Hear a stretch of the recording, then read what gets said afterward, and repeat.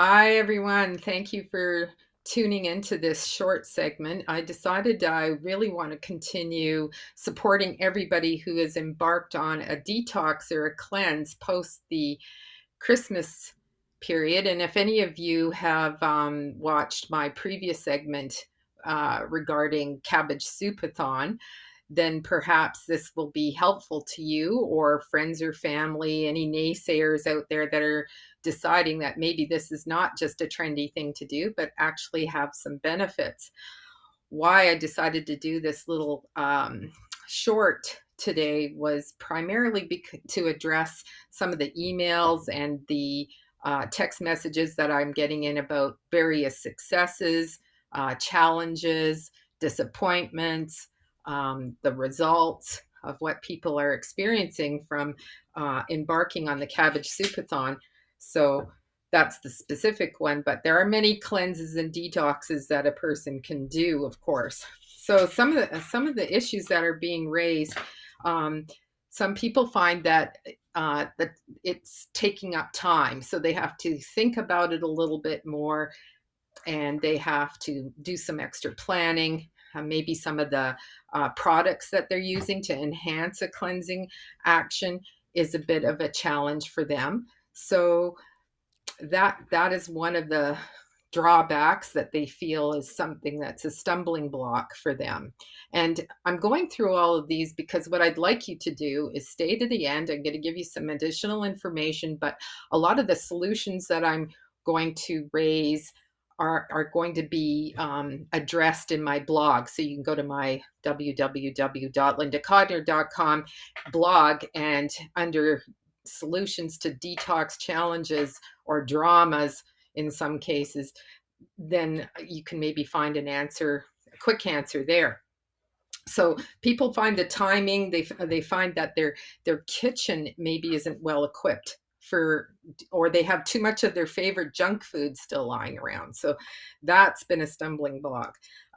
Some people don't like the taste of products that you might choose to use to enhance a detoxification or cleansing process. And there's a whole range of those, that from the lemon juice or grapefruit juice, Epsom salts, and olive oil. Like, that sounds really disgusting to me. Whereas some people will say some of these herbal concoctions or teas they don't like the taste of. So there's many different types of cleansings and products that you can use to enhance a detox or a cleanse.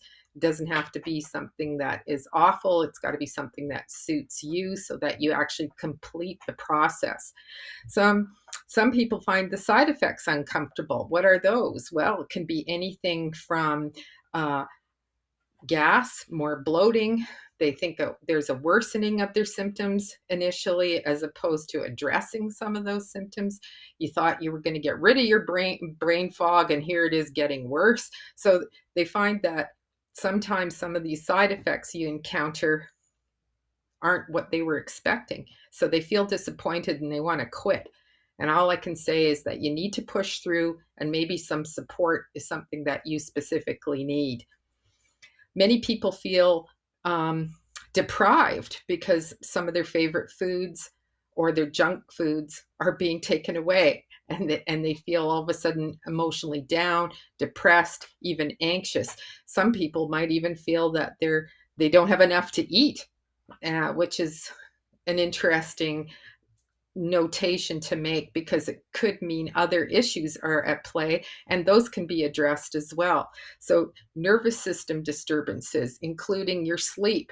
You might have more dreams when you're cleansing. Lots of different events can happen when you're embarking on a detoxification, or what I prefer to say is really metabolic reset. Medications. Some people are on medications that feel that may be impacted by depriving certain foods or putting their blood sugar off balance, for instance, in diabetics. If you are avoiding cholesterol or inflammation, a carnivore diet as a cleansing may not be for you either. So one has to look at how long are these cleanses going to last, and are they going to interfere with anything that you may be taking as a drug or pharmaceutical program. The other concerns are dehydration and constipation. If you have either one of those scenarios, you can potentially encounter stumbling blocks around your detox process as well. Costs, I would say overall are a minimal because there are a range of different types of detoxes. You don't have to use products. Maybe you're just going to do a detox of drinking more water. Is that really a detox? Well, indirectly it is, but you're actually taking something more in. So it has different ramifications. Let's talk about no results. So people after 3, 4 days are going, I don't feel any different. And that's very important too. Maybe you have to take a more advanced program. And with that, you need some more support, professional support. Fatigue. Many people will claim that they're feeling energetically deprived. They just don't have the energy.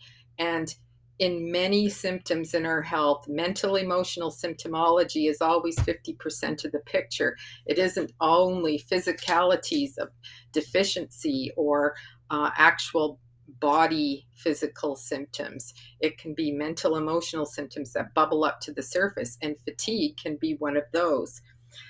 It can also include withdrawal symptoms. So if you've decided to remove coffee, smoking, alcohol, those can all have impact on your nervous system. Remember, I said mental emotional is 50% of it. So that includes the nervous system.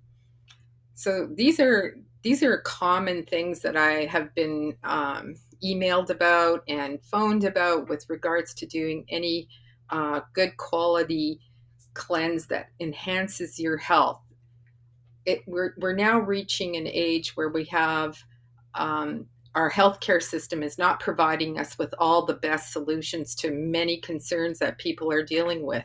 So we need to look at what was the old tried and true in naturopathic medicine, in natural medicine, in many cultures. There's always a fast or a cleanse that is involved in many processes in getting better. So to end today, I'd like to say that there's a few things that I'd like to emphasize. And number one is don't give up. So when you're embarking on a cleanse of any type, persevere, set a time and date to when you're going to start, prepare for it, and then move through it. If you're having problems, I want you to think about looking at my blog for the solution, first of all. Second of all, please contact me and I'd be happy to be your support person, whether you're doing it at this time of year post-Christmas or at seasonal changes, which is highly recommended. So we've got spring coming up, and how are you going to best prepare for that? If you're new to me, mention this YouTube short that you saw me here, and you will receive 20% off your initial consultation. I hope you found this helpful. Please look into my website, and we'll talk to you soon.